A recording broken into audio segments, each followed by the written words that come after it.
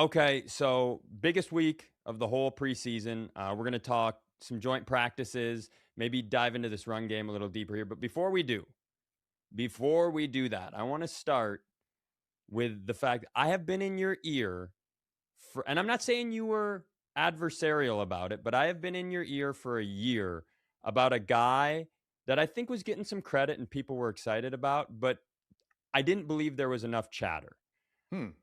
I have been in your ear about this for a year. And when you finally watched back the preseason game and really got a chance to dive in deep, you texted me that my guy stood out.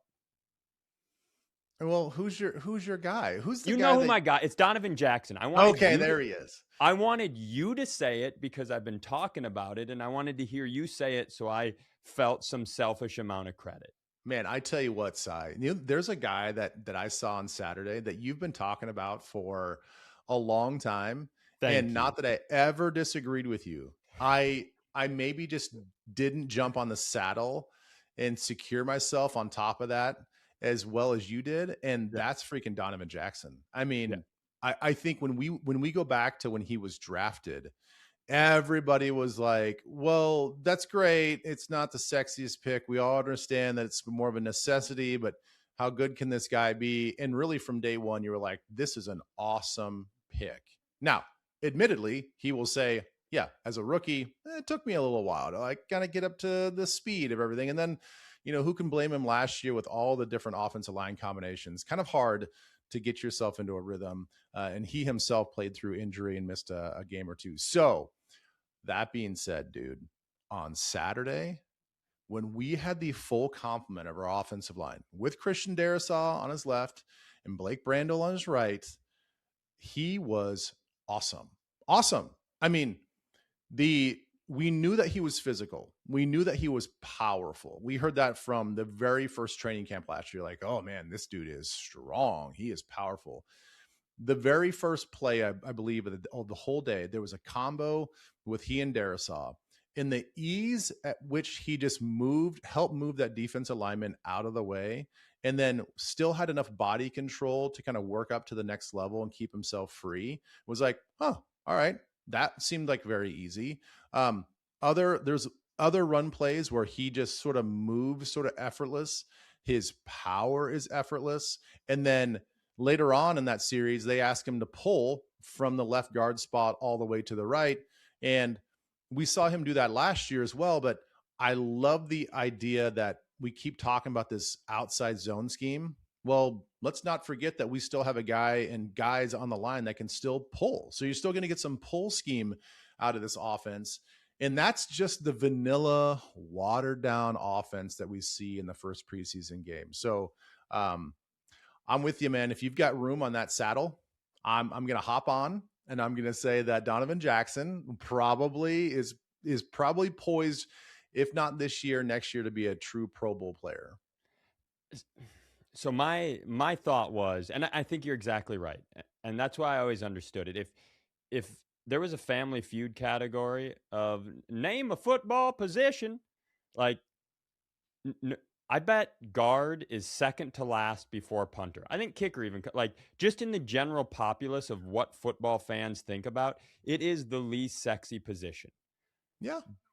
But I just if this guy can go where I think he can go, which is I think he can be a true top 5, top 3 guard in the league at his position. I know that's a big expectation, but I think he has the tools. That can be franchise altering. That can, Mm-hmm. everybody wants to talk about all these weapons and all these but it's the trenches, the trenches, the trenches. And anytime this organization has been elite, it has had a very, very good offensive line. And we know what Darisaw can do. We know what O'Neal can do. Man, if this kid is what I hope he can be, it can be a path changer. So part of my my projection for him was maybe tied a little bit to hope, but he just does everything right really well. And I feel like he's really proficient in how he grows. Like if you show him something, he learns it, he quickly becomes proficient at it, and he keeps moving. So I think the progress is just going to keep going with him. Yeah, can you imagine if he plays as consistently as we think he's going to play, and we hope that he plays? You've got Christian Darrisaw on the left, which a lot of people think is truly a top 5 left tackle in this league. I think that DJ can be a top 5 guard, not just left guard, but probably guard in the league. We've all applauded Blake Brandel for his versatility, and he's another guy that I think you use that word proficient. If you show Brandel how to play right tackle, he's going to play it pretty well. If you show him how to play left tackle, which he's had to do, he can play it pretty well.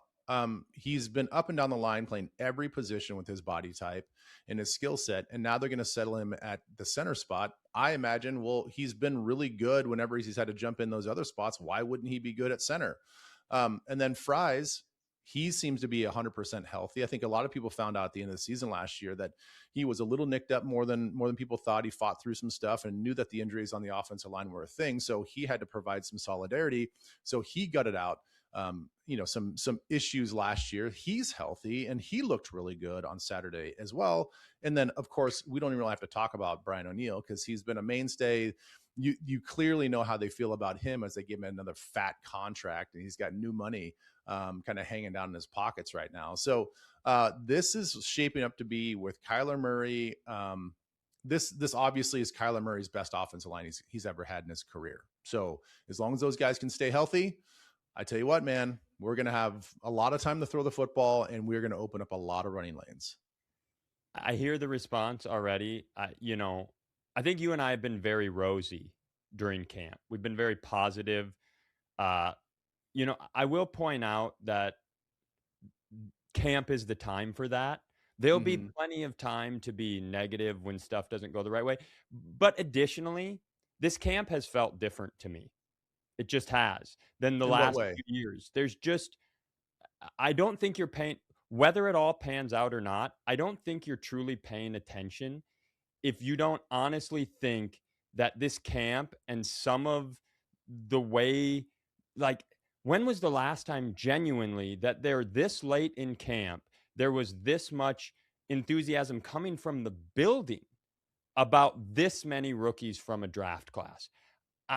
I mean, you're talking a decade, and I'm not here to tell you that it's all going to work out, but I do think that this is. I get it. We're very rosy. We're very excited. This is the time for that.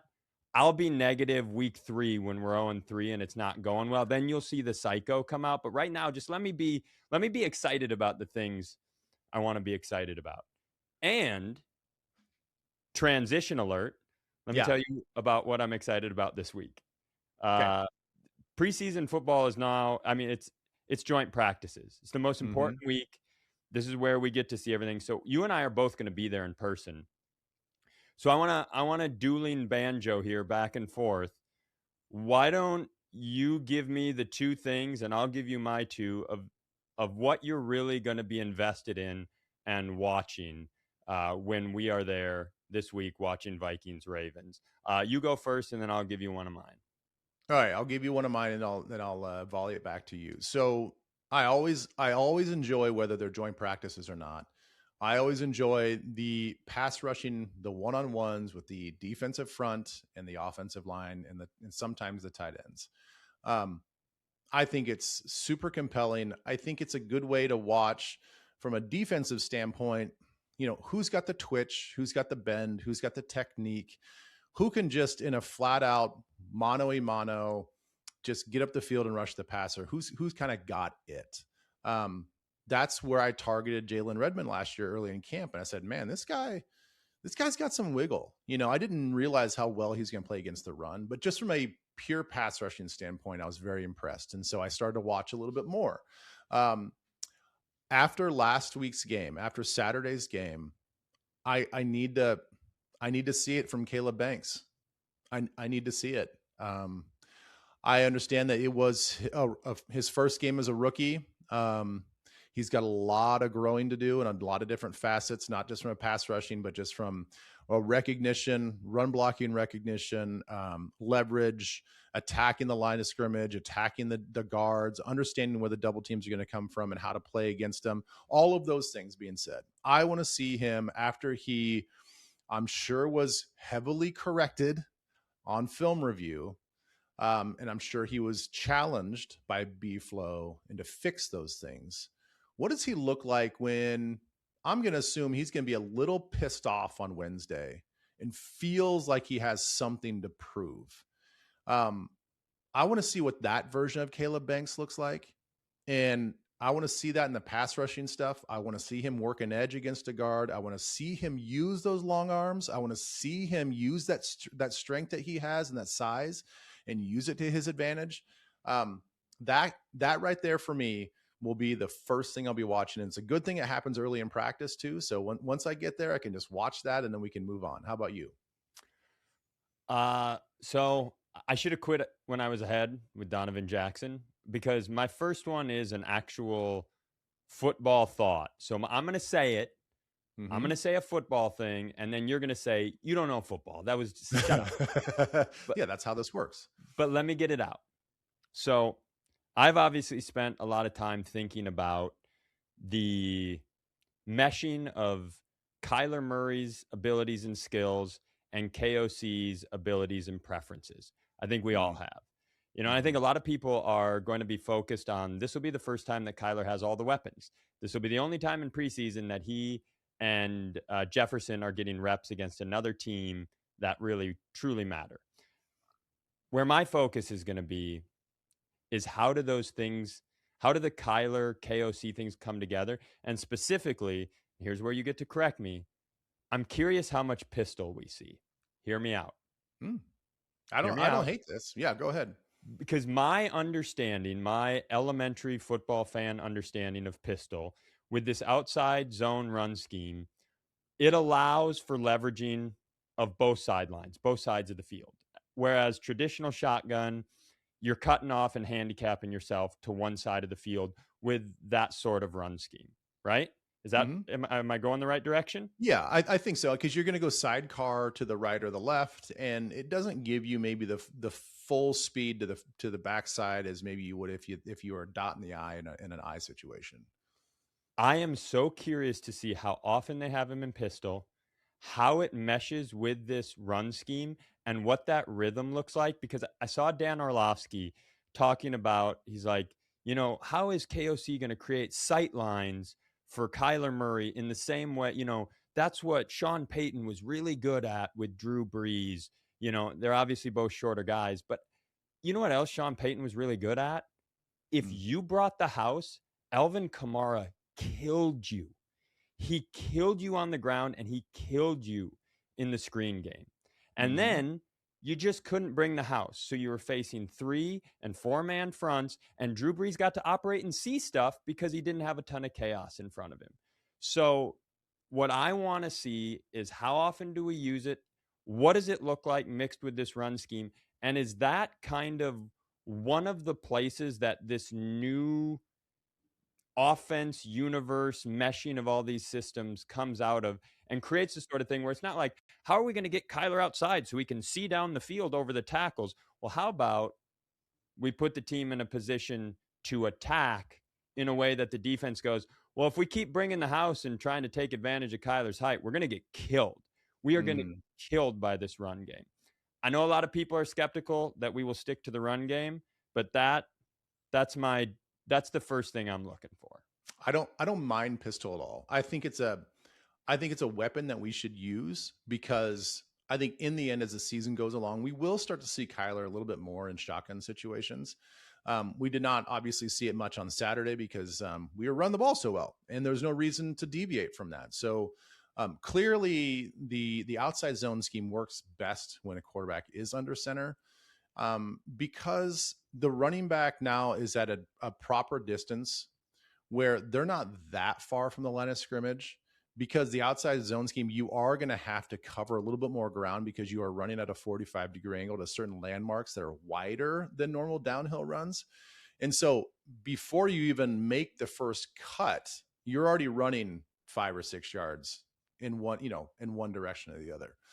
The only issue I have with pistol is that now that puts that operation even further back. So now it's a 4-yard shotgun snap, and then you have the running back that is another couple of yards beyond that. So that's a pretty deep mesh point to then have to sync up with the running sideways of the zone scheme of the offensive line, trying to hit creases that literally are there in a fraction of a second before they disappear in the NFL, and get away with it a little bit more in college because the guys just aren't as good.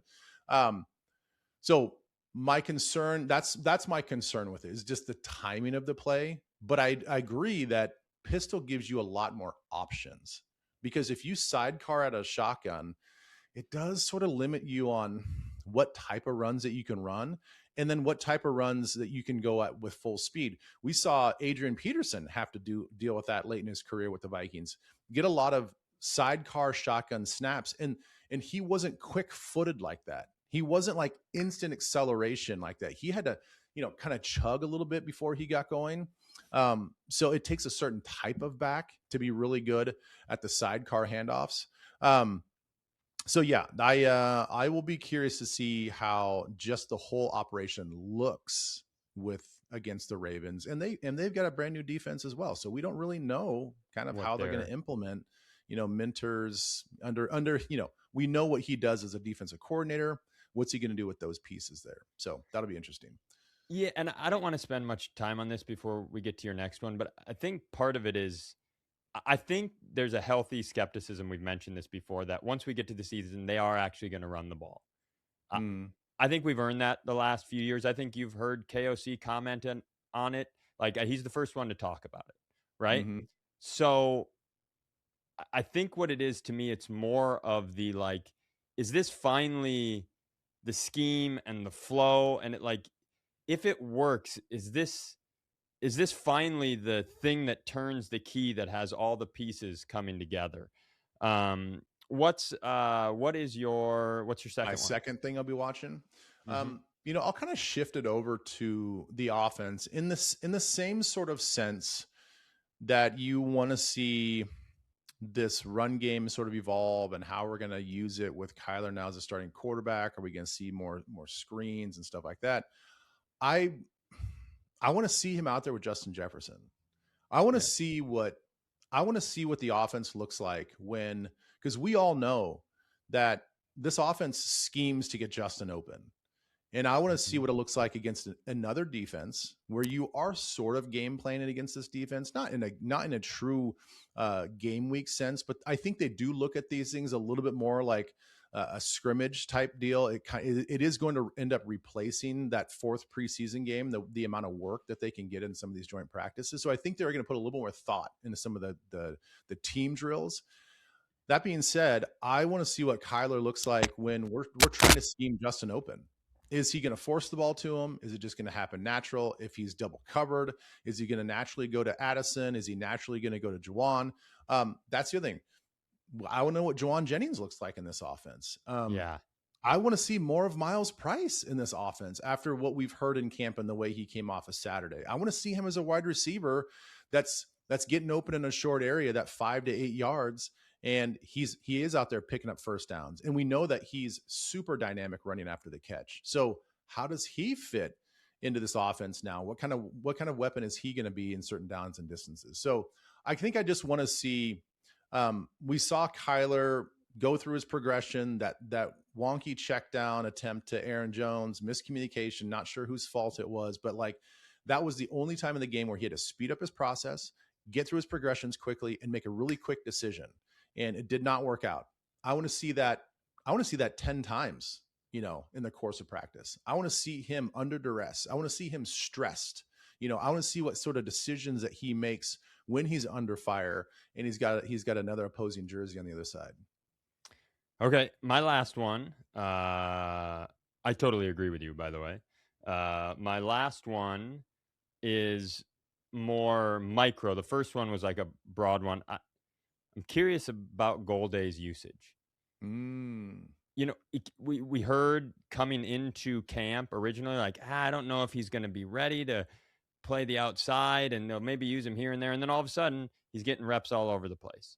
And then he looked pretty good on Saturday. And so when we're in the most realistic situation we will be in all preseason, how much do they use him and where do they use him?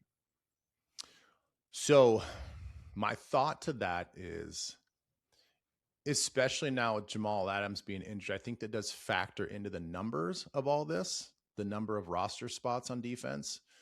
Even though they were moving him back to safety, I still think that Ivan Pace Jr. should be looking over his shoulder. If Golday's learning that inside linebacker spot, and Blake Cashman is having one of the best camps that he's had in his career, if Eric Wilson is solidified with a new contract to be the other guy, and clearly Ivan Pace is not going to play on the outside, there is a package where we move, and we saw it on Saturday, we move Eric Wilson out to the outside, and Ivan Pace Jr. comes in and he's playing that other inside linebacker spot right next to Blake Cashman. I definitely see a scenario where Golday is that guy. He just gives you more. He showed that he can blitz on Saturday. He showed that he can drop in coverage. He made a name for himself at Cincinnati and when he was at Central Arkansas about being an off-the-ball guy that could be athletic in space. That is Ivan Pace's Achilles heel. Part of that huge screenplay that we gave up on third down, that third and forever, was because Ivan Pace took a bad angle and James Pierre took a bad angle on the other side. That hurts, man. That hurts his opportunities to get out there in passing situations when you're not reliable in an open space situation. So I see Golday as being the direct threat to Ivan Pace. And if he supplants him on the roster in that spot, I see him as a bit player on nickel packages where they move Eric Wilson out to the outside and he can play that other inside linebacker spot. I love it. I will. I'll see you on Wednesday. Can't wait. I'll be the guy there walking around just saying the word pistol, trying to fit in. That'll be me.